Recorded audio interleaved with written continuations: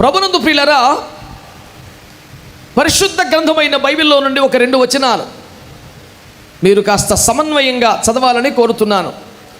పౌలపోస్తలుడు కొరింథీయులు రాసినటువంటి పత్రికలో నుంచి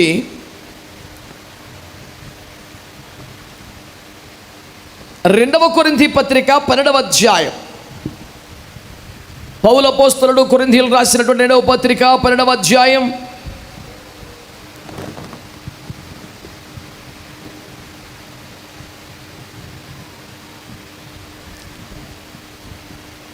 చాలా భావగర్భితమైన మాటలు. 14-15 వచనాలు. ఇదిగో ఈ 3వసారి మీ యొద్దకు వచ్చుటకు సిద్ధముగా ఉన్నాను. వచ్చినప్పుడు మీకు భారముగా ఉండను. మీ సొత్తులు కాదు, మిమ్మునే కోరుచున్నాను. పిల్లలు తల్లిదండ్రుల కొరకు కాదు, తల్లిదండ్రులే పిల్లల కొరకు ఆస్తి కూర్చతగినది కదా. కాబట్టి నాకు కలిగినది యావత్తు మీ ఆత్మల కొరకు బహు సంతోషముగా వ్యయపరిచెదను, నన్నును నేను వ్యయపరుచుకుందును. 1 కొరింథీ పత్రిక 9వ అధ్యాయం 26-27. కాబట్టి నేను గురి చూడని వాని వలె పరిగెత్తువాడను కాను, గాలిని కొట్టినట్టు నేను పోట్లాడుటలేదు. కానీ ఒకవేళ ఇతరులకు ప్రకటించిన తరువాత నేనే భ్రష్టుడనైపోదునేమో అని నా శరీరమును నలగగొట్టి దాన్ని లోపరుచుకొనుచున్నాను. దేవుడి వాక్యముల ద్వారా మనతో మాట్లాడును గాక. చక్కగా స్వరమెత్తి చేతులెత్తి ఒక మంచి స్తోత్రం చెప్పండి. Hallelujah. Definitely it's a very short message. అయితే ఆ షార్ట్ టైం ఎంత అనేది మాత్రం నాకు కూడా తెలియదు. What ever the time, the length of the message, you have to take it as a short message, right? That's a very good habit when you SIT at the prince of God for his word. దేవుని సముఖంలో దేవుని వాక్యం కొరకు కూర్చున్నప్పుడు ప్రభువు మాట్లాడిందంతా స్వల్పమే అనుకోవడం ఆరోగ్య లక్షణం. దేవునికి స్తోత్రం. భక్తుల స్పందన కరువుతోంది. తదేకంగా కళ్ళు పెద్దవి చేసుకొని చూడటం ఉపకారం లేదు. నోరు తెరిచి మాట్లాడాలి. అవునన్నాలి, ఏమైనా చెప్పాలి. అవును వ్రతాలు నశించునుగాక. బిడ్డలారా, దైవజనులారా, నా వైపు చూస్తా వినండి. చాలా భావగర్భితమైన లోతైన హృదయాన్ని విపరీతంగా కలచివేయగలిగిన మాటలు పోలయ్య గారు చెప్పారు పాస్టర్లతో. నిజానికి తన సంఘానికి రాసుకున్న లేఖది. కానీ ఏ దైవజనుడికైనా ఎడాపెడా కోపలు వాయించేసే మాటలే. మీరు ఎప్పుడైనా చిన్నప్పుడైనా క్యారమ్ బోర్డు ఆడుకున్నారా? చూసారా? ఒకసారి చూస్తే ఇక్కడున్న ఒక కాయిన్ కొట్టడానికి ఆడు ఈ గోడ కొడతాడు, దెబ్బకొచ్చింది పడుద్ది. ఏ కాయిన్ కొట్టాలో దాన్నే నేరుగా కొట్టక్కర్లా, నేరుగా కొడితే అది మిస్ అయ్యిద్ది. ఏడో కొడితే ఖచ్చితంగా ఆడ తగులుద్ది. ఇది పౌలయ్య గారు కొరింథీయులకు రాశాడు గారు నేరుగా నా గోపలు వాయిస్తుంది. మరి నీకు కూడా తగులుద్దేమో అని చెప్తున్నాను నేను. ప్రభువుకు ఒక స్తోత్రం చెప్పండి. హల్లెలూయా. ప్రభునందు ప్రియులారా, ఎంత అద్భుతమైన మాట చెప్పారు పౌలయ్య గారు అంటే, నాకు కలిగిన సమస్తమును మీ కొరకు సంతోషముగా వ్యయపరచుకుందును అన్నారు. చాలా ఆదర్శంగా ఉంది. కానీ దాని నెక్స్ట్ స్టేట్మెంట్ తెలుసా? నాకు కలిగిన సమస్తమే కాదు, నేను సంతోషంగా మీకోసం వ్యయం అయిపోతాను అన్నాడు. Too much. ఎందుకు దట్ ఈస్ టూ మచ్. అనిపించే కుటుంబ సభ్యుల కేకలు, బంధుమిత్రుల ప్రేమ లేని, ప్రేమ ఒలకపోసే స్టేట్మెంట్లు కుప్పలు తెప్పలు ఉంటాయి మనకి భూమి మీద. అయ్యో మీరు ఆరోగ్యం జాగ్రత్త చూసుకోవాలండి, ఏదో 10 రూపాయలు వెనకాల వేసుకోవాలి, బాగా కష్టపడుతున్నాం, నలిగిపోతున్నాం అని ఓదార్పు మాటలు మాట్లాడే వాళ్ళు ఎందరో స్వయంగా తామే నలగొట్టేది. అలాంటి విచిత్రమైనటువంటి వ్యక్తులు భూమి మీద బంధువుల రూపంలో, మిత్రుల రూపంలో కుప్పలు తెప్పలు ఉంటారు. ఇది చక్కగా రికార్డ్ చేసి యూట్యూబ్లో పెడతారు. నీకు అది తెప్పలు ఎందుకు? అది ఆకాశం వెంక చూస్తుంది, నా జుట్టు మట్టికి పడుద్ది అందులో. ఎందుకు ఈ తెప్పలు నీకు? యేసు రక్తం ఏం చేయం. హల్లెలూయా. దేవుడిచ్చిన ఫోన్ మీద ఎంత ప్రేమో దానికి 500 రెట్లు ఖరీదు కెమెరా అక్కడ ఉంది. యేసు రక్తం ఏం చేయం. సరే, ఎవరి ఆనందం వారిది. హల్లెలూయా. నేనేమని మనవి చేస్తున్నానంటే బిడ్డలారా, గమనించండి. అయ్యా మీరు మొత్తం సేవకే ఖర్చు పెట్టేస్తున్నారు, సేవకే మీరు అలాగ అయిపోతున్నారు, కొంచెం చూసుకోండి, కొంచెం రేపు పొద్దున మీరు అడ్డం పడితే మిమ్మల్ని చూసేవాడు ఎవడో లేడు. ఇలాంటి నీతులు చెప్పే వారందరూ కూడా ఇప్పటికి అనేక సార్లు మనం దవేలు పడడానికి గోతులు తవ్విన వారే అయి ఉంటారు. మనము గోతిలో పడ్డాక పైన ఉండి చెయ్యి అందిస్తూ అంటాడు, చూసుకోవాలి మరి. ఆ గొయ్యితో నుండి ఎవడో వాడు ఏమంటాడంటే, ఎందుకన్నా మంచిది పడిపోతే నేను ఎవరు పట్టించుకోరు, ప్రేమించరు, నీకు నిజమైనటువంటి ఆధారపడదగిన వ్యక్తిని నేనే, అందుకే నిలబడి ఉన్నాను ఇక్కడ. అసలు కారణం కూడా ఏమంటే, మనం గోతిని చూడబోట కారణం ఈయన్ని చూడటమే. ఎదురుగా ఉండే ఎలా ప్రైజ్ లాడు హలో అంటుంటే మనం వాడు వైపు చూసే గోతులో పడ్డాం. ఇలాంటి అద్భుతమైన వ్యక్తులు భూమి మీద పుష్కలంగా ఉంటారు. వీళ్ళందరూ ఎంతో ప్రేమను ఒలకబోస్తారు. వారు మాటలు చూస్తే వారు మన అభివృద్ధిని కాంక్షించినట్లుగా కనబడుతుంది, కానీ నిజమది కాదు.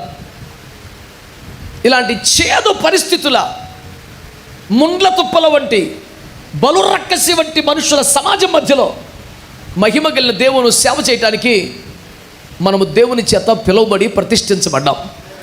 ప్రభువుకు స్తోత్రం కలుగునుగా. పౌలయ్య గారు అంటారు, నాకు కలిగిన సమస్తాన్ని మీ కొరకు, అనగా సంఘం క్షేమం కోసం, సంఘం ఆత్మలో ఎదగడం కోసం, రాకడికి సిద్ధపడటం కోసం, కృపా వరముల శోభితమైన పెండ్లి కుమార్తెగా వెళ్ళడం కోసం నేను ఖర్చు చేస్తున్నాను. చాలకపోతే నేను కూడా ఖర్చు అయిపోతాను.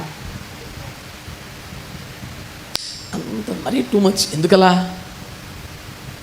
అని అనే వాళ్ళ కోసం ₹1,00,00,000 మాట చెప్పాడు. తల్లిదండ్రులే పిల్లల కొరకు ఆస్తి సమకూర్చవలను కదా అన్నాడు. దీనికన్నా పెద్ద మాట ఇంకేమైనా ఉందా చెప్పండి?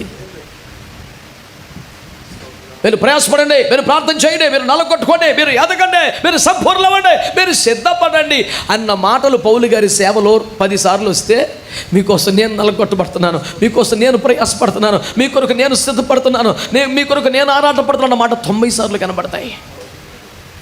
నిత్య జీవం వాళ్ళకి కావాలంటే, మహిమ వాళ్ళకి కావాలంటే, రాకల్లో వాళ్ళు సిద్ధపడాలి, వాళ్ళు నలగాలి. నువ్వు నలిగిపోతున్నావు ఎందుకు అంటోంది శరీర సంబంధంగా ప్రేమించే సమాజం కానీ కుటుంబం కానీ. కానీ పౌలు అంటాడు, అరే నిజమే కదా, మరి పిల్లల కోసం తల్లిదండ్రులే కదా ప్రయాసపడాలి.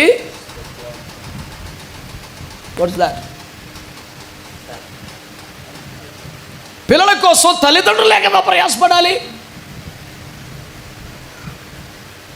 పిల్లలు హాయిగా ఆడుకుంటూ ఉంటారు, నాన్న వాళ్ళ కోసం అలిసిపోతూ ఉంటాడు.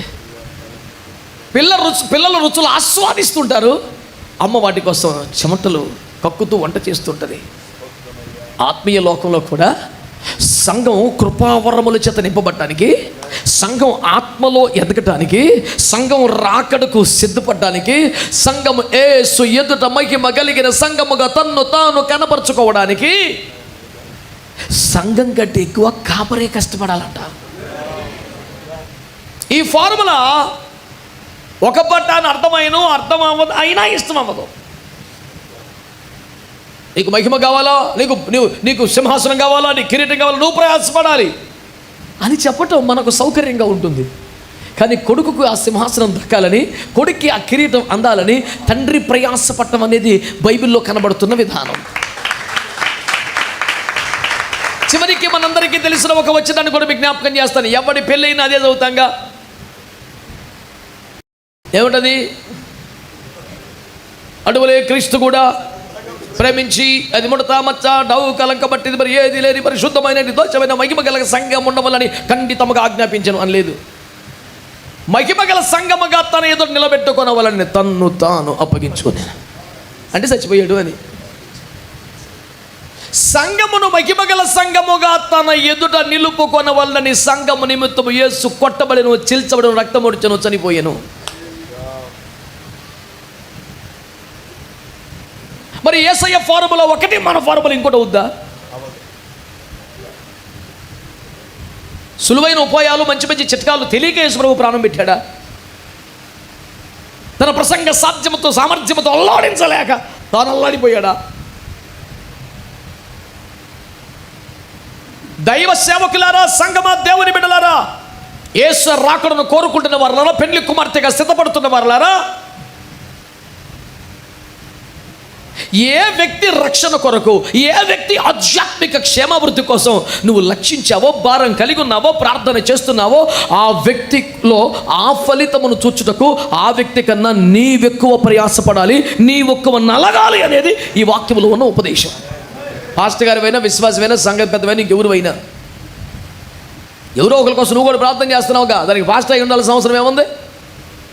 ఓ సంఘ బిడ్డగా, విశ్వాసిగా, సహోదరిగా, బాధ్యత గల దేవుని బిడ్డగా, కొన్ని ఆత్మల కొరకు, వారి రక్షణ కొరకు భారం బాధ్యత నీలో ఉందిగా. వారిలో మార్పు రావాలని, వారు రక్షణ పొందాలని, వారు ఆత్మీయులు అవ్వాలని, ఆత్మ సంబంధులు అవ్వాలని, ఆత్మతో నింపబడాలని, ఆత్మ సంబంధమైన వరములలో వారు పాలివారు అవ్వాలని, వారి కోసం నువ్వు కూడా ప్రార్థన చేస్తున్నావు కదా. ఎవరి కొరకు నువ్వు ప్రార్థన చేస్తున్నావో వారిలో ఆ ప్రార్థన ఫలము కల్పించినట్లుగా వారి కంటే ఎక్కువ నీవు ప్రయాసపడాలి. కొద్దిమంది అయినా ఆమెన్ అన్నారు, వాళ్ళందరికీ వందనాలు. మీరు తీరుబాటు చేసుకొని రేపు చెప్పండి. ఇంటికి వెళ్ళి యూట్యూబ్లో పెట్టుకొని చూసి ఆమెన్ అని అన్నప్పుడు అసలే బురద పామట, పైగా మట్టి తిందంట, ఇంకో తారు రోడ్డు ఎక్కిందంట, గ్యాన్ నడుస్తుంది. ఇక అట్టుండకూడదు మన వాలకం. బండ సందులలో ఎగురు అట్టుండాలి. దేవునికి స్తోత్రం చెప్పండి, సంతోషభరితమైన స్తోత్రం చెప్పండి. సైక్ ఆ సేవకుడి పాత్రలో, ఆ ప్రార్థించువాడి పాత్రలో ఏమిటా ఏం అడవడు చేయబోకో, కావలసిన ఎఫెక్ట్ లేసి రోజు పెట్టేశాడు మనకి. దేవునికి స్తోత్రం, హల్లెలూయా చెప్పండి. ప్రభునందు ప్రియులారా, మీరు శ్రద్ధగా ఈ మాట ఆలకించాలని కోరుతున్నాను. దేవుని సేవకులముగా, దేవుని ప్రజలముగా నశించిపోతున్న ఆత్మల రక్షణ కొరకై భారము, బాధ్యత, ప్రార్థన కలిగిన వారముగా మనం ఇక్కడ సమకూడి ఉన్నాం. నువ్వు ఎవరెవరి కోసం ప్రార్థన చేస్తున్నావు నీ దగ్గర లిస్ట్ ఉంటుంది. ఎవరెవరిలో రక్షణ కార్యం, ఆత్మ కార్యం జరగాలని ఎదురు చూస్తున్నావు నీ దగ్గర లిస్ట్ ఉంటుంది. వారి కోసం నువ్వు ఎంత ఖర్చు అయ్యావంటే మాత్రం ఆన్సర్ ఉండదు.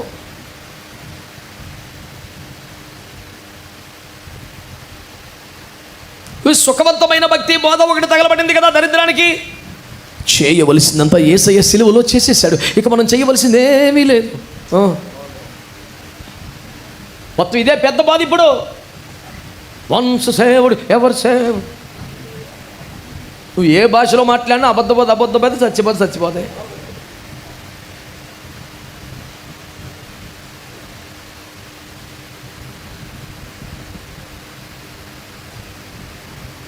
నువ్వు కాస్త మంచి భాష వాడితే, నువ్వు పరాయి భాష వాడితే, అనర్గళంగా 5-6 భాషల్లో మాట్లాడితే నువ్వు చెప్పింది సత్యం అవ్వదు కదా.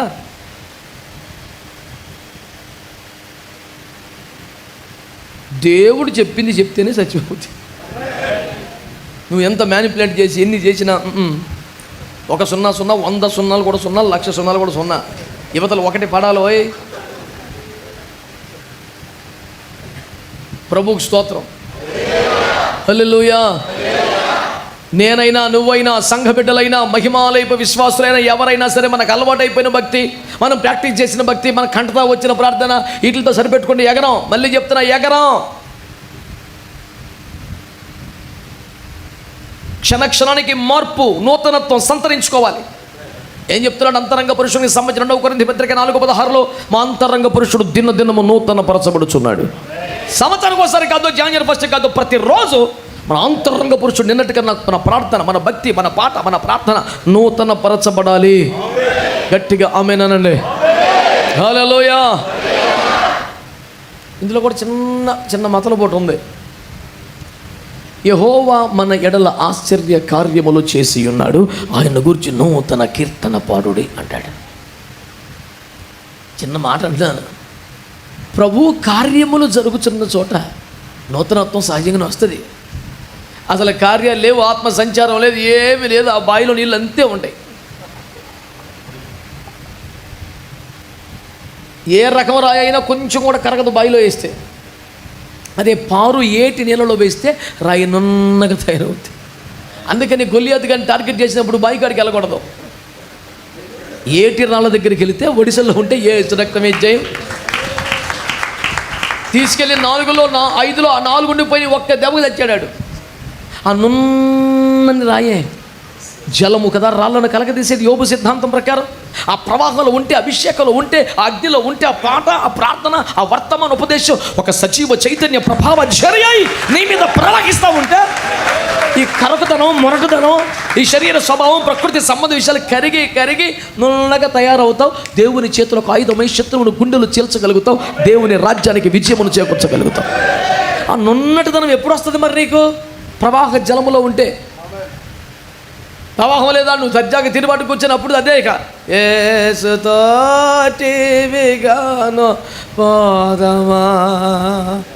టీవీ కాడే టీవీ కాడ కూర్చొని పోదామా పోదామా పోదామా పోదామా అని ఎప్పటికీ కథలు నీడు బయలుదేరో రాకడొచ్చేస్తుంది. దేవునికి స్తోత్రం కలుగునుగా. రయ్యమని పోతుంది రక్షణ బండి, యెరూషలేము యాత్ర రావాలి. ఇంకా తీరుపడుకుంటేట నువ్వు కదలకుండా అక్కడే ఉండి ప్రభుకు స్తోత్రం కలుగునుగా. చబాలి హల్లెలూయా. ప్రభు నందు మిక్కిలి ప్రియమైన దేవుని బిడ్డలారా, ఒక సత్యాన్ని గమనించండి. పూట దేవుని వాక్యం ఏం తెలియజేస్తుంది మనకి? నువ్వు ఏ ప్రాంతం కొరకు, ఏ ప్రజల కొరకు, ఏ కుటుంబాల కొరకు, ఏ సమాజం కొరకు ప్రార్థన చేయించు మార్పును ఫలితమును ఆశించుచున్నావో వారి కొరకు నీవేమైనా వ్యయమవుతున్నావా, ఖర్చు అవుతున్నావా?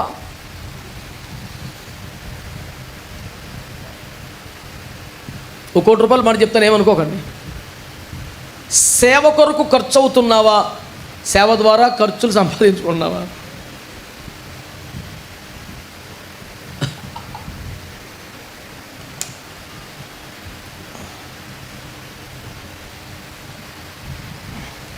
ఖర్చులు ఎల్ల తీసుకునే సేవ ఎల్లడెలా సాగుతోంది నాన్న. ఖర్చు అయిపోయే సేవ కనుమరుగవుతుంది. నీవేమైనా అందులో కనబడతావేమన్నా ఆశపడి మాటలు దేవుడి పరిశుద్ధాత్మ ఇప్పుడు మాట్లాడుతున్నారు. మనం 2వ వాక్యం చదివాం కదా, మీరు ఇప్పుడు మర్చిపోయారా? తెగెత్తికెత్తున్నారు. ఇప్పుడు చదివింది 2 వచనాలు. తన్నులు కొద్ది ఉంది మా జ్ఞాపక చైత్య ఒక్కొక్కలకి. మళ్ళీ బైబిల్లో తలకాయలు పెట్టి తిప్పేస్తున్నాడు పేజీ. దొరికిందా? చెప్పు. చూసి కాదు, రక్తమే ఇచ్చేయం. చెప్పండి హల్లెలూయా. జాగ్రత్తగా వినండి బిడ్డలారా. నేను గాలికి కొట్టినట్లుగా ప్రయాసపడలేదు. నేను గురిని చూసి కొడుతున్నాను కరెక్ట్గా. నేనంత అమాయకంగా అవివేకంగా మరి ప్రయాసపడలేదు. నేను చాలా కరెక్ట్గా గురిని చూసి పర్ఫెక్ట్ కొడతారా అంటాడు. నేనేమంత అమాయకంగా తిప్పలు పట్టలేదు, గురిని చూసే తిప్పలు పడుతున్నా అన్నాడుగా. ఏం గురికి చేరావు నువ్వు, ఏం సంపాదించావు అంటే ఖర్చు అయిపోయాను అన్నాడు. నేను గాలికి అయ్యి ప్రయాసపడటం లేదు, అమాయకంగా తిప్పలు పట్టలేదు, నేను గురిని చూసి ప్రయాసపడుతున్నాను, ఫలితము రాబట్టే దిశగా తిప్పలు పడుతున్నాడు అన్నాడు. ఏం ఫలితం రాబట్టావో అంటే ఆయన అన్నాడు, ఖర్చు అయిపోయాను అన్నాడు. సంపాదించానంటావు, ఖర్చు అయిపోయాను ఏంటయ్యా కరెక్ట్గా మాట్లాడు. అప్పుడు చెప్పాడు, పిల్లల కోసం సంపాదించా. కొట్టండి ఇప్పుడు గట్టిగా. That is apostle పౌల్స్ life style. దేవునికి స్తోత్రం కలుగును గాక. నేనేమో తెంగలోని కాదు, అమాయకుని కాదు, గాలికేం ప్రయాసపడుతున్నా, కరెక్ట్గా గురి చూసుకొడుతున్నాడు, ఫలితం వస్తుంది చూసుకోండి అన్నాడు. ఏంటయ్యా మీరు సాధించిన ఫలితం అంటే? నేను ఖర్చు అయిపోయాను, నాకు కలిగింది మొత్తం ఖర్చు పెట్టేశాను అన్నాడు. ఇదా ఫలితం అంటే? అంటే కాదులే, పిల్లల కోసం ఆస్తి సమకూర్చా. అంటే పౌలు లాంటి సేవ అనండి. పౌలు సాధించిన ఫలితం మనకి రావాలంటే ఒకటే టార్గెట్. మనము ఖర్చు అవ్వటం ద్వారా మన ఆత్మీయ సంతతికి, తదుపరి తరానికి ఆస్తిని సమకూర్చగలం. నాన్న కండలు కరిగాయి, కొడుకుల ఆస్తులు కొండలా పెరిగాయి అన్నాడు పెద్ద ఆయన. స్తోత్రం అనండి.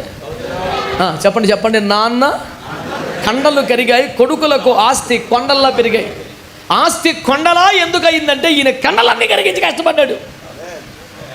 మీకు అర్థమైందా విషయం? ఆ నాన్న పేరు పాస్టర్ గారు అవ్వాలి, ఆ పిల్లల పేరు దేవుని రాజ్యం అవ్వాలి, సంఘం అవ్వాలి. దేవునికి స్తోత్రం కలుగును గాక. హల్లెలూయా. అంటే తదుపరి తరము కొరకు, నెక్స్ట్ జనరేషన్ కొరకు తనకున్న దాన్ని మాత్రమే కాకుండా తన ఆరోగ్యం, తన పర్సనల్ లైఫ్, తన సుఖం, తన సంతోషం కూడా ఖర్చు పెట్టి, పనంగా పెట్టి ఒక నూతన తరాన్ని, రాబో తరాన్ని, దేవుని సంఘాన్ని, దేవుని సమాజాన్ని లాభము చేయడానికి, సుసంపన్నం చేయడానికి, పరిపుష్టం చేయడానికి, అలంకృతమైన పెళ్లి కుమార్తెగా సిద్ధపరచడానికి ఏ దైవజనుడు పానార్పణంగా పోయబడుతున్నాడో ఆ పౌలయ్య గారు ఈనాడు మనకు ఒక మాదిరి, ఒక స్ఫూర్తి, ఒక సవాలు అని నేను నమ్ముతున్నాను, స్వీకరిస్తున్నాను. మీ స్పందన ఏంటో గట్టిగా వినబడేట్టుగా చెప్పండి. దేవునికి స్తోత్రం కలుగును గాక. ఆమేన్. హల్లెలూయా. ప్రభునందు మిక్కిలి ప్రియమైన దేవుని బిడ్డలారా, తీవ్రంగా ఆలోచించారా? అంటే ఇంతకాలపు సేవలో పౌలు గారు సంపాదించుకున్నది ఏమిటట, పోగేసింది ఏమిటట? ఆత్మలే, విశ్వాసలే.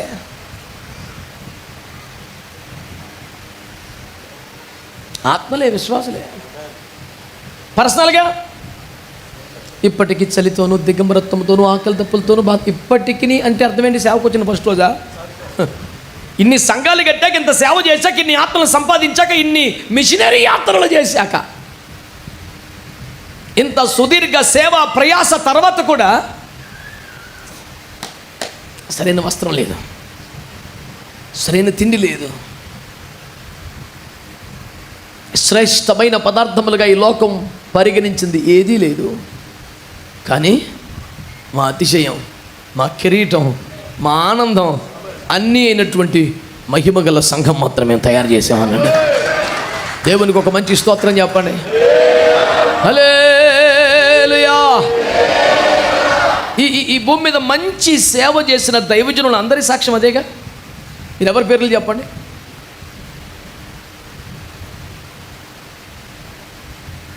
ఆలోచించుకోండి. మైండ్లో చాలామంది మంచి మంచి దైవజనులు మనసులో తెచ్చుకోండి. చాలా తక్కువ సమయం వాక్యం చెప్తానని వాగ్దానం మైక్లో లైవ్లో చెప్పేశాను కనుక మరి ఎక్కువ సమయం చెప్పి మాట తప్పడం నాకు ఇష్టం లేదు. ముగించేస్తాను. మీ మనసులోకి వచ్చిన పేర్లు తలుచుకొని నేను కొన్ని పేర్లు చెప్తాను. చెప్పనా? హోరు మీ మౌనం పాడుగాను చెప్పనా? ఎవరిని అడుగుతారా నేను? మరి నేనోరు బాగా తెరుము, నేను దాన్ని నింపుతానని దేవుడు చెప్పాడు. స్తోత్రం చెప్పండి. హల్లెలూయా. బిడ్డలారా గమనించండి. దైవజనుడైన మోషే అనండి, మంచి దైవజనుడా కాదా? ప్రజల కొరకు ప్రయాసపడ్డా లేదా? దేవుని సేవలో నలిగిపోయాడా లేదా? దేవుని చేతుల్లో మంచిగా వాడబడ్డా లేదా? దేవుని మెప్పు సాక్ష్యం పొందిన దైవజనుడా కాదా? అతనికి, అతని ఫ్యామిలీకి వాగ్దాన దేశంలో ఎన్ని ఎకరాలు వచ్చింది? 400 ఎకరం. సూది మొన మోపే జాగరాల. కారణం ఏంటంటే లేవి గోత్రంలో పుట్టాడు. లేవి గోత్రంలో పుట్టిన కారణంగా ఇశ్రాయేలు దేశంలో సూది మొన మోపే జాగ ఎవరికి రాలేదు? కానీ వాళ్ళ అబ్బాయికి వచ్చిందా? ఇంకొకటికన్నా వచ్చిందా? ఫ్యామిలీ లేవి ఫ్యామిలీగా. ఐగుప్తు ఆశాలన్నీ విడచి కదా, మరో కుమార్తె కుమారుని మీద ఒప్పుకోలేదు. రాజరికం వద్దనుకున్నాడు, సింహాసనం వద్దనుకున్నాడు, బంగారు పరుపు వద్దనుకున్నాడు, ఉయ్యల వద్దనుకున్నాడు, మందివాదులు వద్దనుకున్నాడు, భజన పరులు వద్దనుకున్నాడు, పల్లకి మాతలు వద్దనుకున్నాడు, సింహాసనం వద్దనుకున్నాడు. ఇన్ని వద్దనుకోవటం వల్ల ఓరకొచ్చేసామా అమెరికాలో జాబ్ వదిలి, అంతకన్నా గట్టిగా వచ్చింది కాబట్టి. మరి మోషే గారికి మేము విడిచిపెట్టుకొని వచ్చామని చెప్పి ఎక్కువ శాతం ఏతాకిచ్చి తాటాకులాగినాయేగా.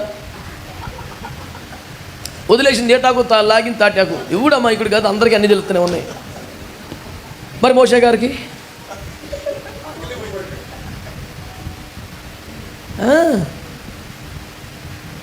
చెప్పండి. మోషే అమ్మాయి ఇక్కడ తెలియదు కూడా, మంచి ఆలోచన జ్ఞానం లేనివాడా? మంచోడిగానండి, తెంగరుడు అందమా? మహాజ్ఞాని, సకల శాస్త్రములో ప్రావీణ్యత గెలాడు. ఆ సకల శాస్త్రాల్లో యేసు రక్తమే జయం. ఆర్థిక శాస్త్రం కూడా ఉంటుంది. ఎందుకంటే ఒక రాజుగా వారికి చెప్పాల్సిన శాస్త్రాలు అవి. యువరాజుకి ఏమేమి నేర్పాలి? సాధారణ పరిపాలన నేర్పాలి, ఆర్థిక శాస్త్రం నేర్పాలి, యుద్ధ శాస్త్రం నేర్పాలి, పరిపాలన శాస్త్రం ఇవన్నీ చెప్పాలండి. వాటన్నిటిలో ప్రావీణ్యుడు అంట. మొత్తానికి ఏదో అత్యవసరంతో కొట్టుకొచ్చినాడు కాదు, మొత్తం ర్యాంకర్, మెరిట్ స్టూడెంట్, డిస్టింక్షన్లో కొట్టుకొచ్చాడు యేసు రక్తమే జయం. ఇంత టాపర్ను పట్టుకొచ్చి which of the department you want you can choose కాదు, నెక్స్ట్ కింగే నువ్వు నాన్న అంటే చిచ్చి అన్నాడు సింపుల్గా. పోనీ చిచ్చి అని అంతకన్నా పెద్ద పోస్ట్ కొట్టాడా? దేవుని ప్రజలతో శ్రమ అనుభవించాడు, క్రీస్తు విషయమైన నిందను భాగ్యంగా భావించాడు.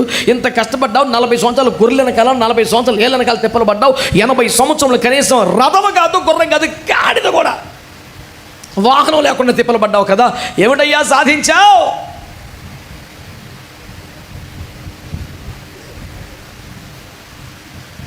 మోషే ఏం సాధించలేదా?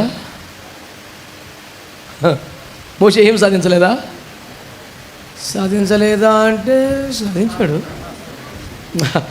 ఇప్పుడు మనకి ఎట్ట చెప్పాలి ఆన్సరు? మోషే ఏమి సంపాదించుకోలేదా అంటే లేదు. మోషే ఏమి సంపాదించలేదు అంటే సంపాదించాడు, సంపాదించుకోలేదా అంటే లేదు. ఒక అక్షరం జీవితాన్ని, సాక్ష్యాన్ని తల్లకిందులు చేసి ప్రపంచాన్ని ఊపేసి చేసి రక్తమే దేవునికి స్తోత్రం కలుగునగా. ఆమేన్, హల్లెలూయా. ఒక్కళ్ళు కాదు, ఇక్కళ్ళు, ఇద్దరు కాదు, నా లెక్క ప్రకారం, నా అమాయకమైన అంచనాల ప్రకారం యేసు రక్త విజయం రమారమి ఇంచుమించు 30 లక్షల మంది ప్రజలను ఐగుప్తు అరణ్యపు అనుభవాల నుండి వాగ్దాన దేశము వైపుకు నడిపించిన ఒకే ఒక్క గొప్ప దైవజనుడు మోషే. కొడితే మంచి కొట్ట, సపిడి దెబ్బలు కొడతావు మోషేకి. దేవునికి స్తోత్రంగా. ఏం దైవజనుడు అండి. ఎప్పుడైనా క్రికెట్ మ్యాచ్ చూసావా? క్రికెట్ మ్యాచ్ ఎప్పుడైనా చూసావా? ఆడు 6 కొడితే వీడు చొక్కా ఇప్పి గిరగిర తిప్పుతాడు. వీడి టికెట్ 5,000, వీడు కొనే వాటర్ బాటిల్ 100, వీడు కొనే సమోసా 50. ఆ మ్యాచ్ చూడటానికి వెళితే వీడి ఖర్చు 10,000. ఆడన్నీ కట్టుకొచ్చి నిలబడితే డెక్అవుట్ అయినా ఆడికొచ్చే 1,00,000 ఆడికి వచ్చింది. లాభం వాడికి, తిప్పలు ఈడిది అని అమ్మాయి అనాలి. మరి ఏమండి, నేనంటాను ఇక్కడ మనం రివర్స్, కష్టం అయింది, ఆశీర్వాదం మనకే వచ్చింది. మరి ఇంకా వాళ్ళకన్నా ఎక్కువ కొట్టాలా మనం వద్దా? అందుకే సప్పిడి దెబ్బలు కొట్టబాకండి ఎప్పుడైనా సరే. ఆమె ఆ క్రికెట్ మ్యాచ్కి వీడు ఏనాడో టికెట్ బుక్ చేసుకోవాలి, నానా సావులు దట్టి చేయడానికి రావాలి. గేట్లు తీయగానే చీమల దండలాగా దొరబడి, కుక్కల్లాగా తొక్కిసలాట్ల పడి వీడి గ్యాలరీ సీట్కి రావాలి. దాహం అయితే ఖరీదు పెట్టి కొనుక్కోవాలి. ఇన్ని సావులు తెచ్చి రాత్రి మ్యాచ్ అయిపోయాక, స్టేడియం వదిలేక, బయటికి వెళ్ళాక, సిటీ బస్సులో చోటు లేక, కాళ్ళు ఇడుచుకొని కొంపకొస్తే చూసి అవతల బారేసి పడుకున్నారు ఇంట్లో. అన్ని వచ్చి కుండలో నీళ్ళు కడుపుండి దాగి పడుకోవటం. వీడు తిప్పలంతా ఈడిది. ఆడెట్టొస్తాడు, బెంజ్ కార్లో దిగుతాడు స్టేడియంలోకి, బిజినెస్ క్లాస్లో వస్తాడు ఫ్లైట్లో. ఆడి గ్రౌండ్లో అడుగు పెడతానికి ఏలలో కేరింతలు. ఆడు కొట్టింది ఎంత? 2. ఆడు ప్యాంటు కట్టుకుంటే దానికి డబ్బులు, షూ వేసుకుంటే దానికి డబ్బులు, టోపీ పెడితే దానికి డబ్బులు, గ్లౌజ్ వేసుకుంటే డబ్బులన్నీ వాళ్ళకి, దెబ్బలన్నీ స్టేడియంలో వాళ్ళకి. ఇక్కడ రివర్సు, దైవజనులే కష్టపడ్డారు, పరిశుద్ధులే ప్రయాసపడ్డారు. మన తరంలో మనం దీవించబడుతున్నాం. ఎంత కృతజ్ఞతలు ఉండాలి, ఎంత కృతజ్ఞతలు ఉండాలి. మన అపోస్తలుల కష్టము మొదలుకొని మన ఆత్మీయ దైవజనుల, తండ్రుల, నాయకుల ప్రయాస దాకా వారి వారి కష్టం మన కళ్ళ ముందు కదలాడితే కృతజ్ఞత ఖచ్చితంగా గుండెల్లో నిండుది. దేవుని బిడ్డలారా, తెలివిని పెంచుకోవటం కాదు, హృదయాన్ని పెంచుకోండి. మాకు జ్ఞాన హృదయం కలిగినట్లు చేయమని మోషే ప్రార్థన చేస్తే మనం ఏం చేయాలండి? అంత పెద్ద అయినే నాకు జ్ఞాన హృదయం కలిగజేయ బాబు అని ఏడిస్తే మనం ఏం చేయాలి? ప్రార్థన. తెలివి బాగా పెరుగుతుంది, హృదయం సంకుచితమైపోతుంది. వద్దు. That is not a proper growth for the Christian life. It's unwanted growth. అది అవాంఛనీయమైనటువంటి పెరుగుదల, మంచి అభివృద్ధి కాదు. తెలివితేటలు పెంచుకోవటం కాదు క్రైస్తవ జీవితం. హృదయ పరిమాణం, వైశాల్యం పెరగాలి. ఆమేన్, హల్లెలూయా. మోషే అనే దైవజనుడు సంపాదించుకున్నాడా, సంపాదించాడా? మంచిగా చెప్పాలి. చెప్పు బిడ్డ, ఏం అలిసిపోతున్నావు చెప్పా మంచిగా. పెద్ద బీసుకొని కూర్చోవడం ఉపకారం ఏం లేదు, స్పందించాలి. లేకపోతే అక్కడ వేరే పదార్థాలను ఎక్కడికి వెళ్ళి స్పందించండి. అది కూడా మీ కొరకే. దేవునికి స్తోత్రం. ఆమేన్, హల్లెలూయా, ఆమేన్. మోషే అనే దైవజనుడు అనండి. వారు ప్రయాసపడ్డారా, కష్టపడ్డారా, వాడబడ్డారా, సంపాదించుకున్నారా? మరి మోషే సేవ వలన ఫలితమేమి?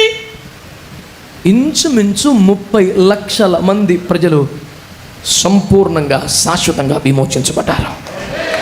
గట్టిగా స్తోత్రం అనండి. ఆమేన్. నెక్స్ట్ యెహోషువ అనండి. యెహోషువ సేవల వలన ఏం ప్రయోజనం అయింది?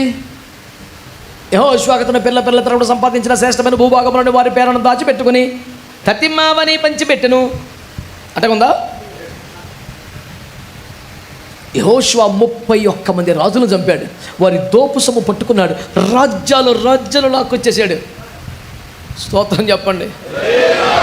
ఇనప గుండె దగ్గర నుంచి ఇనప మంచం దాకా అందరినీ చావకొట్టేశాడు. యేసు రక్తమే జయం. 31 రాజులను చంపేశాడండి. మామూలు ఎవ్వరం కాదు. పట్టణాలు లాగేశాడు. దేవునికి స్తోత్రం. చాలా సింపుల్గా ఇతడు జామకాయ పట్టుకున్నాను, ఇతడు మామిడికాయ పట్టుకున్నాను అన్నంత ఈజీగా అతడు హాయిని పట్టుకున్నాను, అక్కడ ఎరుకొని పట్టుకున్నాను. చాలా అంత ఈజీ కట్టాడు వేసి such an awesome leader, mighty warrior. ఇంత చేశాడు కదా యెహోషువ. నీ సేవల వలన కలిగిన ఫలితం ఏమంటే పొద్దుగూగుల రకరకాల సనుగులు గొనుగులతో ఉండే ఇజ్రాయేలు ప్రజలలో 12 గోత్రముల వారికి ఎవరికి కొరత లేకుండా, ఎవడూ కొట్టుకోకుండా స్వాస్థ్యములను చక్కగా పంచిపెట్టేశాడు. మోషే సేవ వలన ఫలితం ఈ రోజుకి చరిత్రలో ఉంది. ఇన్ని లక్షల మంది ప్రజలు విమోచించబడ్డారు. యెహోషువ సేవల యొక్క ఫలితం ఈనాటికి కనబడుతుంది. ఆయా గోత్రములకు సరిపడా చక్కగా స్వాస్థ్యములు పంచి ఇచ్చేసాడు. అది చరిత్రలో ఎప్పటికీ ఉండిపోయే ఫలితమేగా. మాట్లాడతలేదు ఆమె. ఇంకొంచెం ముందుకు వెళ్దాం. దావీదు, ఆయన పేరును వదిలేసి బైపాస్ చేసి రాగలమా? అమ్మ బాబోయ్, వల్లవదో. నా వల్ల అయితే అసలు కాదు వేసి రక్తం వేసి తిరిగి అక్కడికి వస్తాను నేను. అంత సవాలు చేసే క్యారెక్టర్ అది. దేవుని మాటల ప్రకారమే చెప్పాలంటే ఒక్కసారి బలహీనపడ్డాడు. ఆ ఒక్క బలహీనత కొంచెం చచ్చిపోయేదాకా ఏడుతూనే ఉన్నాడు. సర్లేనా నాకు క్షమించేశాను లేపో అన్నా సరే, గదిలోకి వెళ్ళేపటి గుండె పగిలిపోయి ఏడ్చాడు. చిచ్చి, చిన్నప్పటి నుంచి ఇంత కృప పొందినవాడిని, ఇన్ని ఆత్మలు పొందినవాడిని, ఇన్ని కార్యాలు చేసేవాడిని నేను ఎలా అయిపోవడం బాబోయ్, నా వల్ల కాదని ఏడ్చేసేవాడంట. ప్రతి రాత్రి నేను కార్చిన కన్నీటికి నా పరుపు చెల్లిపోతుందని సాక్ష్యం చెప్పుకున్నాడు. ఏమండి, నా మాటేనండి. ప్రతి రాత్రి అనండి అంటే అది తన పరిపాలనా కాలం కూడా ఉండిందా అందులో అనాలి. రాజుగా ఒక వెలుగు వెలిగిన కాలం కూడా ఉందా? తన పేరు మీద ఒక పట్టణం కట్టుకున్న కాలం కూడా ఉందా? లక్షల కొద్ది రూపాయలు విలువ చేసే టన్నుల కొద్ది బంగారాన్ని సందా ఇచ్చేసిన కాలం ఉందా? అంత సకల ఐశ్వర్యాలు సంపదలు కలిగిన కాలములో కూడా రాత్రులు కన్నీటితో గడిపేవాడంట. పక్కన పెడదామా? దావీదా, నీ సేవల వలన కలిగిన ప్రయోజనం ఏంటి? నేను మాట్లాడితే మరి అతిశయోక్తులు చెప్పినట్టుగా ఉంటుంది, కానీ వాక్యములు ఉన్నవే మీకు జ్ఞాపకం చేస్తారు. ఈ రోజున ఒక దేవాలయం అనేది ఇజ్రాయేలులకు ఉండాలి. శుద్ధ సువర్ణమయమైనటువంటి అద్భుతమైన ఆలయం కావాలి. ప్రతి ఇల్లు ఎవడైనా ఒకని చేత కట్టబడును కానీ సమస్తమును కట్టువాడు దేవుడే అన్నట్లు, ఇల్లు కంటే దాన్ని కట్టినవాడు ఎక్కువ ప్రయోజనం ఘనత పొందుతాడు అన్నట్లు, సొలొమోను కట్టిన దేవాలయంలో 70% సమకూర్చింది దావీదు కదా అనాలి. ఆ 30% కూడా ఎందుకు వదిలేసాం సొలొమోను పేరు మీద అంటే, సొలొమోను కష్టపడి సంపాదించకపోయినా సొలొమోనికి ఆయాచితంగా వచ్చి పడిపోయిన జ్ఞానం వలన వచ్చింది. అయినా మీకు అర్థమైందా? దేవుడు మురిసిపోయి దావీదుకి ఇచ్చిన వాగ్దానాన్ని జ్ఞాపకం చేసుకుని, దావీదు గారి తల్లి గారి ప్రార్థనలు మొదలుకొని బత్షెబ కన్నీరు దాకా అందరినీ చూసి, ఈ పిల్లోడికి తన్నులు కొద్ది జ్ఞానం పెట్టేయటం వల్ల ఆ జ్ఞాన వాక్కులు వినుటకొచ్చిన వారందరూ వేసిన సందాలే అంత బంగారం అయిపోయింది. ఈ బాబు పోరాడి సంపాదించింది యేసు రక్తం ఇచ్చి. నేను సొలొమోనుని పని కట్టుకొని తక్కువ చేయాలని ప్రయత్నం నాకంత అవసరమే ఉంది. మా ఇద్దరికి ఏమైనా భూమి దాగాలు ఉన్నాయా? నాకేం పని అండి? లేకపోతే దావీదు గారు ఏమన్నా నా అకౌంట్లో ఇప్పుడు ఈ ప్రసంగం అయిపోగానే కొడతాడు ఒక $1000. అది కాదు కదా, యథార్థంగా చెప్తున్నాను. సొలొమోను దేవాలయమును కట్టాడు, అంత బంగారం పడ్డాడు, బలిపీఠం కూడా మంచిదే. ఎక్కడిది నాన్న? 40 సంవత్సరాల పదవీ కాలమంతా యుద్ధాలు చేస్తూనే ఉన్నాడు, టన్నుల కొద్ది బంగారం తెచ్చాడు. నాన్న ఇదా పెద్దోడిని కదా చిన్న, ఇది నీకు ఎవడికి ఇవ్వాల, తీసుకొచ్చి మొత్తం చర్చికి ఇచ్చేసాడు. It was his hard earning. ఆ తయారు వచ్చి పడిపోయిందేం కాదు, ప్రాణం పనంగా పెట్టి రక్తం చెంది కష్టపడ్డాడండి. ఒక్కరోజే యుద్ధానికి వెళ్ళలేదు, ఒక్కసారి పొరపాటు జరిగింది. ఆ ఒకటే, ఎప్పుడు కష్టజీవే. మొత్తం పోగే చర్చి కట్టడం మూమెంట్లో ఎన్ని యుద్ధాలు చేసి చేసి చేతుల రక్తంతో నేను ఎందుకు గుడి కట్టడం వదిలే అన్నాడు ప్రభు. అయ్యో నీ మందిరం కోసమే కదంటే పిల్లడితో కట్టిస్తానులే, బాధపడకన్నాడు. సరే ప్రభు, మందిరం కట్టబడతాను, నేను కట్టాలి, నా పేరు మీద అన్న ఫీలింగ్ నాకేం లేదు. నీ పేరు మీద ఒక మందిరం ఉండాలి తప్ప నా పేరుతో అడవడే లేదు, పోనీ ఉంటే చాలు అన్నాడు. ఈజీగా తీసుకుని కింద పడి దొల్లేసి ఆడవాలా, ఇంత కష్టపడి 40 ఏళ్ళు నేను కనీసం ఎక్కడ హోటల్కి వెళ్ళి పోయించాను, మొత్తం దాచా, చర్చికి ఇచ్చా, నన్ను కట్టనివ్వాలా, అల్లే లూయ అనలా. నీ పేరుట ఒక మందిరం కావాలనుకున్నాను కానీ నా పేరు కోసం అనుకోలేదయ్యా. పేరు కోసం మందిరం అంటే హేరోదు కట్టాడు. వీళ్ళు ఈ దావీదులు సొలొమోనులు ఆ బాబుతోళ్ళు కాదు. దేవునికి స్తోత్రం. మీరేం మాట్లాడతారో భక్తులు? హల్లెలూయా. దావీదు పేరు చెప్పామంటే మందిరం కొరకైన టన్నుల కొద్ది బంగారం, టన్నుల కొద్ది ఇసుకంటే నేను కూడా ఇచ్చాను. బంగారం అక్కడ, ఇవిగా కిత్తడి పని కిత్తడికి, రాగి పని రాయి, కర్ర పని కర్ర, చలవరాయి. 70% బాబుగారే సంపాదించాక చిన్నోడు కొంచెం గొప్ప పోగేశాడు. కాకపోతే శ్రద్ధగా కట్టాడు, సూపర్గా కట్టాడు, అందులో డోకాలేదు. మెటీరియల్ పోగేసినవాడు మాత్రం, సంపద సమకూర్చిన వాడు మాత్రం అంత మాత్రమేనా? యాజక వ్యవస్థను మళ్ళీ ఒక చక్కగా క్రమపరిచిన వాడు. చర్చిలో ఆర్కెస్ట్రా చూడు, దర్జా కుర్చీలో కూర్చొని చూస్తున్నారు. ఇంకా మేము మోకాల మీద పడి ఉంటే వీళ్ళకి ఈ రేంజ్ ఇచ్చినోడు ఎవడు? దావీదు గారే. ఒక ఆర్కెస్ట్రైజేషను, ఒక సిస్టమేటిక్ వర్షిప్, క్వాయరు, ఇవంతా అరేంజ్ చేసిన వాళ్ళు ఎవరు? మొత్తం సిస్టమ్ అంతా ఎగ్జిక్యూట్ చేసిన వాడు దావీదు.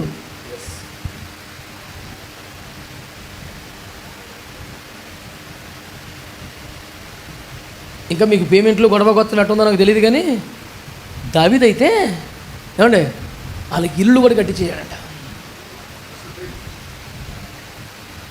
గాయకులకు, పొరలుదు వారికి దగ్గరలోనే ఇల్లులు ఉండాలి. వాళ్ళు తెల్లరగట్ట వచ్చేయాలి, రోజు ప్రార్థన చేయాలని. అసలు వాళ్ళ కోసం టౌన్షిప్లు కట్టినాడు ఎవడండి ప్రపంచంలో? మామూలుడు కదా దావీదు. మీరు ఎవరు టీంలో పనిచేసినా మంచి పేమెంట్లు ఇస్తే, మంచి అన్నం పెడితే సూపర్. అంతకన్నా ఎక్కువ చేస్తాడు భూమి మీద. ఆ పేమెంట్లో నోరు కట్టుకొని తులంపరం దాచుకొని మీరు జాగ్రత్త కొంప కట్టుకోవాలి, లేకపోతే కొంప కూలిపోద్ది. కానీ అది కూడా నెత్తికెచ్చుకున్నాడు దావీదు. ఎంత మంచి వ్యక్తి అండి. అంచేత దావీదు చేసిన సేవల ఫలితంగా దావీదు లైఫ్ బాగా ఎంజాయ్ చేశాడా? సంపదల తొలతొగుతూ, విందులు, వినోద, ప్రయాసపట్టమే, పోరాటమే, యుద్ధం చేయటమే.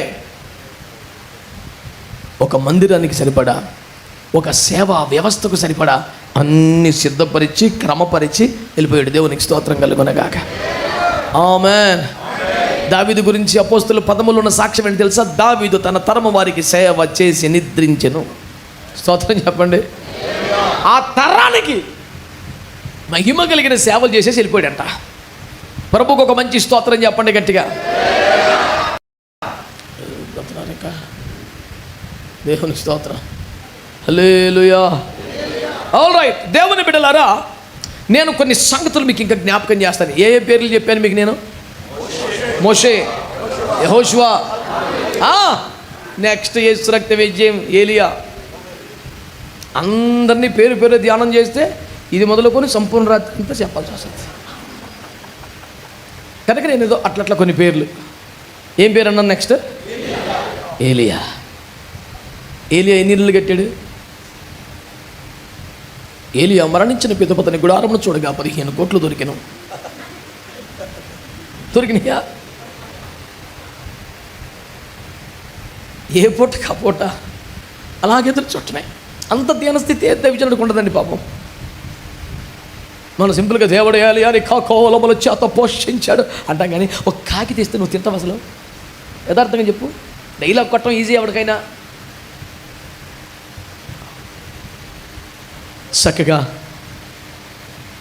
ఆ కెరూతు వాకు మీద నుండి చల్ల గాలి వీచుచుండగా, ఆ చెట్టు కింద కూర్చొని హాయిగా ప్రకృతిని ఆస్వాదించుచుండగా, ప్రతి సమయమున ఒక కాకి వచ్చి రొట్టెను మాంసమును, ఎంతటి వైభోగం, ఎంతటి దర్జా. నువ్వు ఉండరా సొత్తన వైభోగం.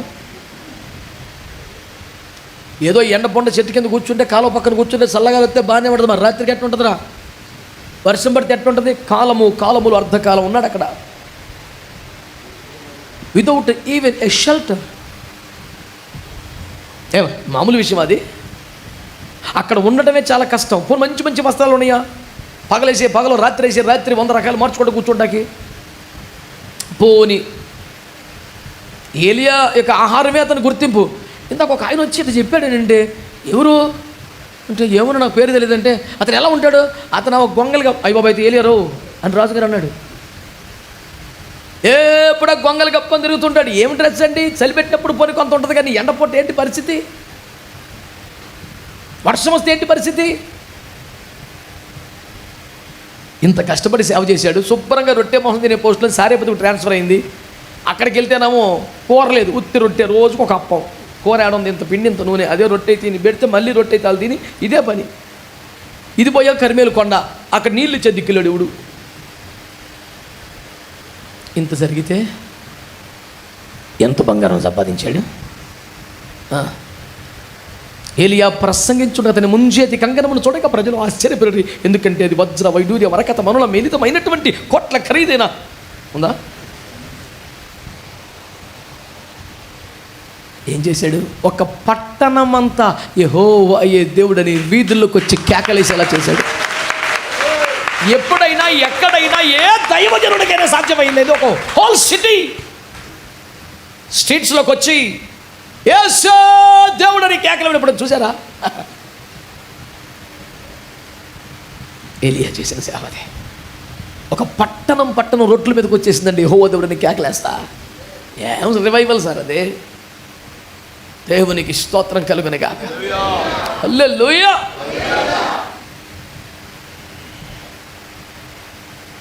మోషే వెళ్ళిపోయాడు కానీ ఫలితం చరిత్రలో ఉంది. యెహోషువ వెళ్ళిపోయాడు కానీ ఫలితం అక్కడ ఉంది. దావీదు వెళ్ళిపోయాడు, ఏలియా వెళ్ళిపోయాడు. సైలెంట్గా ఇంకో పేరు చెప్పనా? ఇర్మియా. ఏం పేరు? ఇర్మియా సేవ. పాపం ఇంకా సేవ ఎప్పుడు ఎడుతుమే కదండి విలాపకర్త.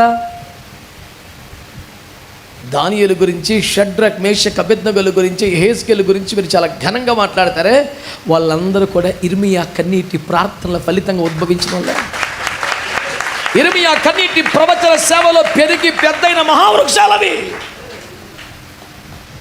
ఐగుప్తు బబులోను సామ్రాజ్యాన్ని గడగల్లాడించినటువంటి 4 మహావృక్షాలు. దేవునికి స్తోత్రం కలుగునగాక. దానియేలు గారు అసలు మీ సాక్ష్యం చెప్పండి, ఎక్కడ సార్ మీరండి అంటే మా చింతలు ఇర్మి గారు ఆయన ద్వారా ఎజుకేల్ అంటే ఇర్మి అయ్య గారి దగ్గర మేము ఒక సమాజాన్ని, ఒక తరాన్ని ప్రభావితం చేయగలిగిన మెరికల్ అంటూ తయారు చేసి వదిలాడు భూమి మీద కేవలం కన్నీటి ప్రార్థనతో. ఆమేన్, హల్లెలూయా. దేవుని రాజ్యం అనే ఒక అద్భుతమైన కాన్వాస్ మీద ఇర్మియా సంతకం కనపడదా? కనపడుద్ది. యెహెజ్కేలుని అడుగుదాం. ఎండిన ఎముకల లోయలో ఒక మహా సైన్యమును తయారు చేయగలిగిన సేవకుడు ఉన్నాడంటే ఆయన పేరు. పోనీ కొత్త నిబంధనకు వచ్చాయి, యోహాను, బాప్తిసమిచ్చే యోహాను. నానా ఏంటి అతని ఫలితం?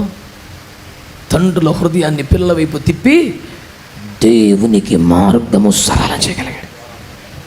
ఎంత గొప్ప భక్తుడు ప్రార్థన చేసినా ప్రభు మా మార్గము సరళము చేయండి అని మనం ఏడుస్తాం, కానీ ప్రభుకే మార్గం సరళం చేసిన వాడు బాప్తిసమిచ్చే యోహాను. దేవునికి స్తోత్రం చెప్పండి గట్టిగా. హల్లెలూయా. అపోస్తుల ఎవరి పేరు చెప్పినా మనం మాట్లాడటం తక్కువే. తోమా పేరు చెప్పగానే డౌటింగ్ థామస్ అని ఎట్టకారం వాడే వ్యంగ్యమానులు విదే ప్రసంగికులు కుప్పలు తెప్పలు ఉంటారు, కానీ ఆయన కన్నీరు, ఆయన రక్తం. ఈరోజు మనం ఇలా ప్రభు సన్నిధిలో ఈ భారతదేశం నుంచి కూడా పెండ్లి కుమార్తె సంఘంలో కొంతమంది వెళ్తున్నారంటే ఎవరి కష్టం అది? మోకాళ్ళ మీద ఉండగా వెనుక నుండి బల్లెపు పోటు పొడిస్తే కన్నీరు, చెమట, రక్తము కార్చి చచ్చిపోయిన ఒక అపోస్తలుడు తోమా.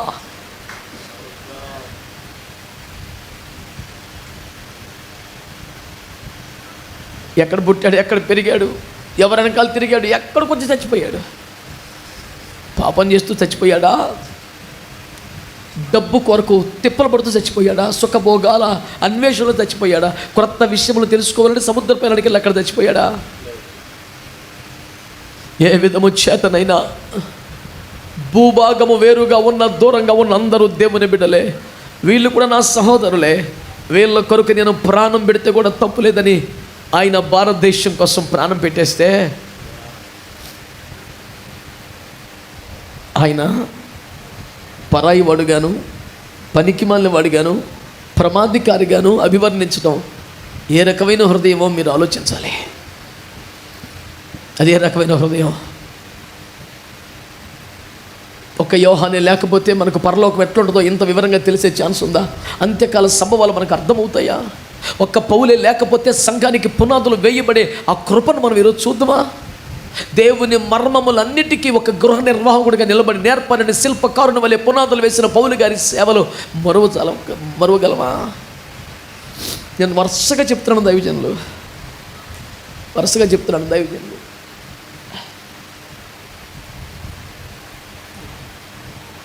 మోషే మొదలుకొని అపోస్తుల దాకా వీళ్ళందరూ సంతోషముగా తమకు కలిగిన సమస్తమును వ్యయము చేసుకుని చివరికి తాము కూడా వ్యయమైపోయారు.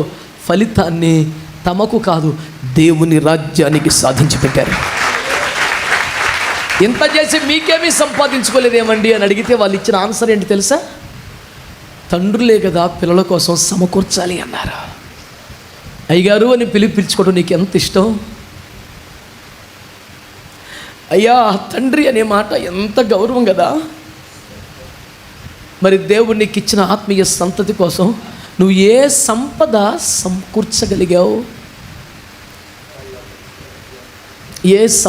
సమకూర్చగలిగావు? దానికోసం నీకు కలిగిన ఆస్తిని ఎంత వ్యయపరిచావు?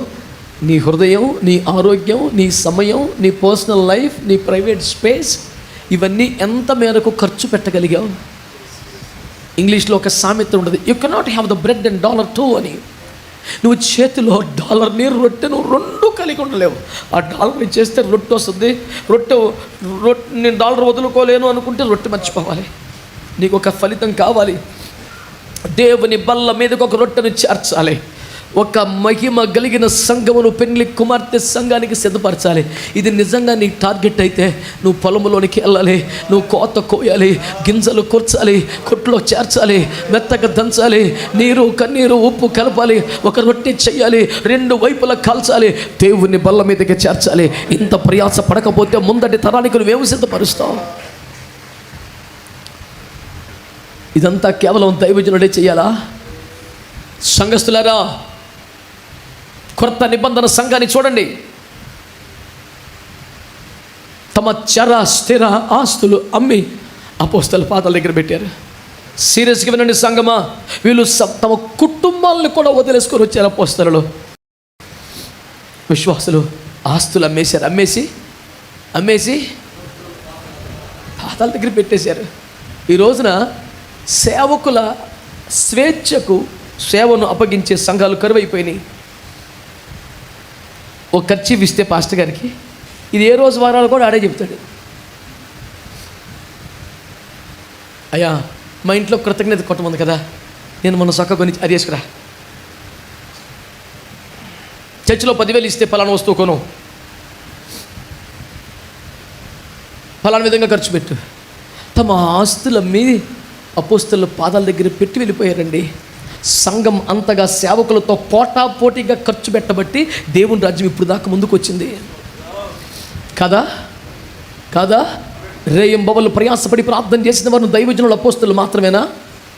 ఇంచుమించు 84 సంవత్సరాల మందిరాన్ని వదలకుండా ప్రార్థన చేసిన అన్న దేనికోసం ప్రార్థన చేసింది? ఇశ్రాయేలు ప్రజల విమోచన కొరకు ప్రార్థన చేసింది. 84 years చర్చ వదిలిపెట్టలేదంటే గుల్లోనే ఎప్పుడు ప్రార్థనే, ఎప్పుడు ఏ టైంలో వచ్చినా మౌలు కూర్చొని ఏడుతూ ఉంటుంది, ప్రభా ఇశ్రాయేల్కి విమోచన ఇస్తున్నావు కదా ప్రభా. యావత్తు సంఘమునకు ఆతిథ్యం ఇచ్చిన గాయు లేకపోతే పౌలు పరిచర్యల సంఘాలు అంత నెమ్మదిగా ఎట్లున్నాయి? పౌలు గారి వ్యక్తిగత అవసరములు కూడా ఇచ్చిన ఫిలిప్పీ సంఘం లేకపోతే పౌలు గారి ఖర్చులు ఎలా వచ్చినాయి? నిరుపేదల ఇంటి కూడా సేవకు దాతృత్వకి ఇచ్చిన మాస్తోని సంఘం లేకపోతే దేవుని రాజ్యం కట్టబడేదా? సేవ కంటే సభల కంటే ఎవడన్నా పొలం ఇస్తాడు, కానీ పాస్టర్ గారు వ్యక్తిగత అవసరానికి ఎవడన్నా 10 రూపాయలు ఇస్తాడా? పర్సనల్ ఎక్స్పెన్సెస్ వాడుకొని చర్చి కడతామంటే ఇస్తారు, మీటింగ్ అంటే ఇస్తారు, కానీ ఇంట్లో కొన్ని పర్సనల్ అవసరాలు అంటే ఎవడన్నా సంపాదిస్తాడా? ఎపఫ్రొదితు నా అవసరములను నాకు పాలు పుచ్చిన వాడు సహకరించాడని చెప్పాడు పౌలు. రూఫస్సునకు వందనాలు, అతని తల్లి కూడా వందనాలు, నాకు కూడా తల్లి అని చెప్పాడు. సంఘ కాపర్ను కొడుకులాగా తల్లిగా కడుపులో పెట్టుకొని ఆయన శుభ్రంగా ఉంటే బాగుంచాలి, అతను కడుపు నిండా తింటే చాలని కోరుకునే తల్లిగా నీవు ఉన్నావా? ఇశ్రాయేలు ప్రజల విమోచన కొరకు ఎడిచినట్టుగా స్వజనుల కోసం మొర్రపెట్టే తల్లిగా నీవు ఉన్నావా? తోటి యోధుడిగా అనగా దైవజనుడితో సమానంగా పోరాడిన వ్యక్తిగా నీవు ఉన్నావా? సంఘ చరిత్రలో దైవజనులతో సమానంగా ప్రయాసపడ్డ విశ్వాసులు ఉండబట్టే సంఘం ఈ రోజు దాకా ఎక్కడి దాకా వచ్చింది. నిజం కాదా ఇది? అలాంటి విశ్వాసులు మీకు కనపడలేదా? మరి నీ పాత్ర ఏంటి? ఎవరు మట్టుకు వాళ్ళు సంపాదించి చర్చికి వచ్చాకండి, అయ్యగారు ప్రార్థన చేశాకండి, 2 ఎకరాలు కొనుక్కున్నామండి, బంగారం కొనుక్కున్నామండి, ఇల్లు కట్టు, మంచిదే. నీవెంత సంపాదించుకున్నామని రేపు పొద్దున్న తీర్పులో ప్రభు అడుగుతాడా? నీకు వచ్చే ప్రశ్న ఏంటి? నా కొరకు ఏం చేసావు బిడ్డ? నమ్మకంగా చర్చికి వెళ్ళాను ప్రభు, దశంభాగం నాది కదా, నాది నాకు ఇచ్చి నువ్వు చేసింది ఏముంది?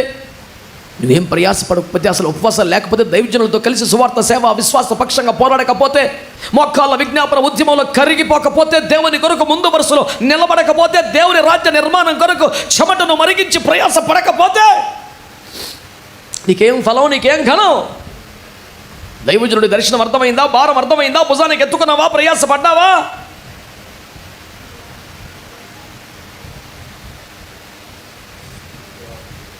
ఈ లోకంలో సంపాదించింది ఇక చాలా సంపాదించింది, వ్యయపరుద్దాం, మనమైనా వ్యయమవుతాం, దేవుని రాజ్యానికి ఒక సంపద సృష్టించిన వాళ్ళంగా మారదాం. ముగింపుగా చివరిగా తమ్ముడు జాన్ ప్రహర్ష్ గారికి సేవలో ఉన్నారు. వాళ్ళ నాన్నగారు మధుబాబు గారి గురించి మీకు తెలుసు. ఈ ప్రాంతంలో మంచి సేవ చేశారు. మధుబాబు గారు అనేక చోట్ల వాడబడ్డారు. చక్కని కృపా వరములతో దీవెనకరంగా ఉన్నారు. విజయవాడలో ఎక్కడ చూసినా భూములు కొనుక్కున్నాడా? ఏడ చూసిన ఆస్తులు అయినాయనా? ప్రతి అపార్ట్మెంట్లో ఫ్లాట్ సంపాదించాడా?